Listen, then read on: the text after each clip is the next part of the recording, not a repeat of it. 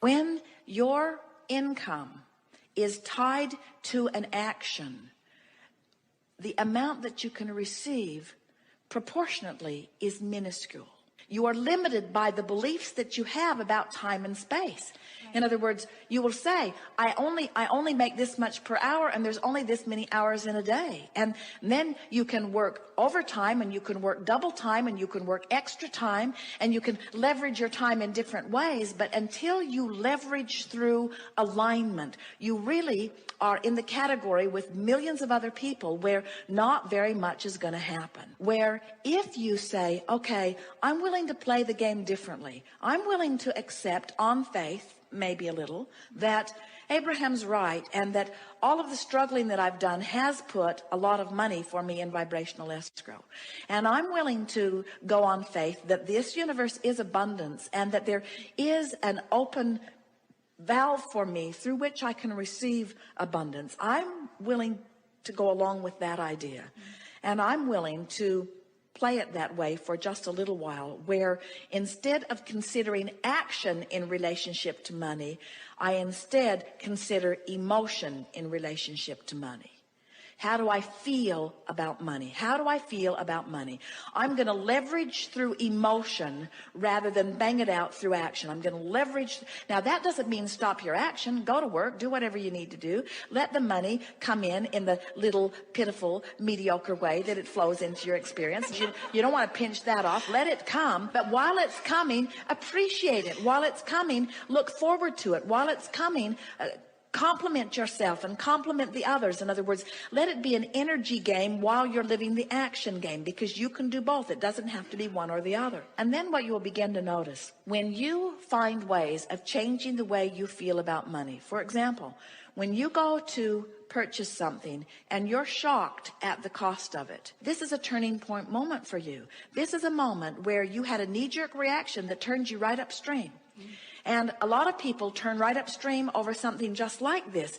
But you can't let yourself have a knee-jerk reaction and be turned upstream and ever be in a position where things will be better for you. You've got to soften this feeling. Don't buy today, but plan to get it later. And appreciate the beauty of it and hold it in your mind's eye. When you're jealous of people who have money, you've got a habitual pattern upstream. When you're disappointed that you don't have money, you've got a habitual pattern upstream.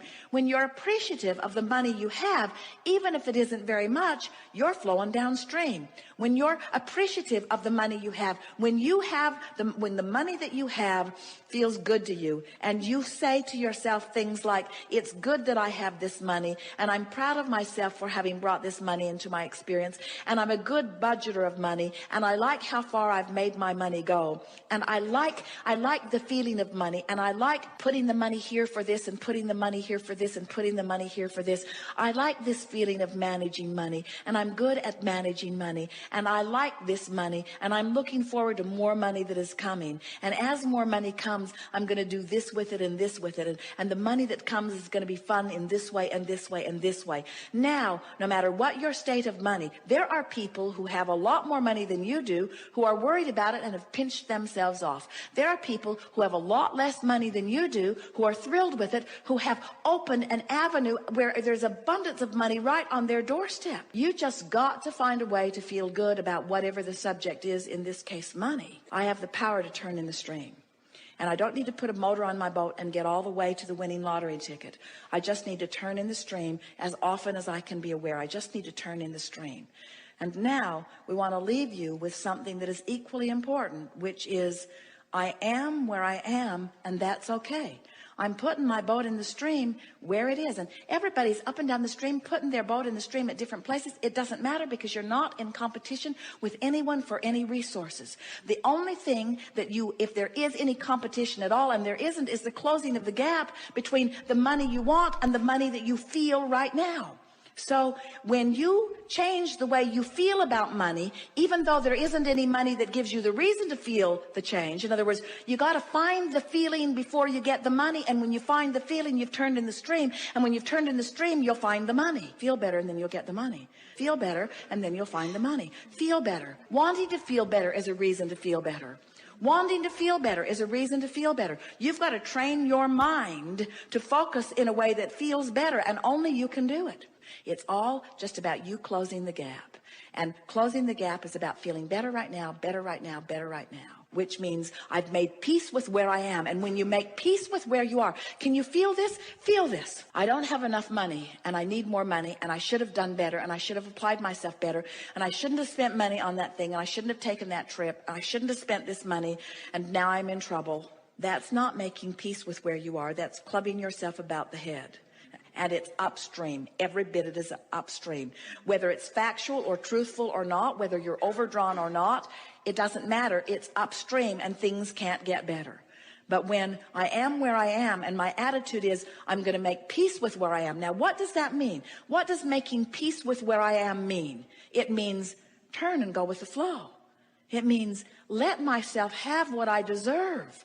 Making peace with it means I'm all right. It means I'm not stupid. It means I didn't make mistakes. It means I embraced life. I went for the gusto. I looked for what I wanted. I lived large.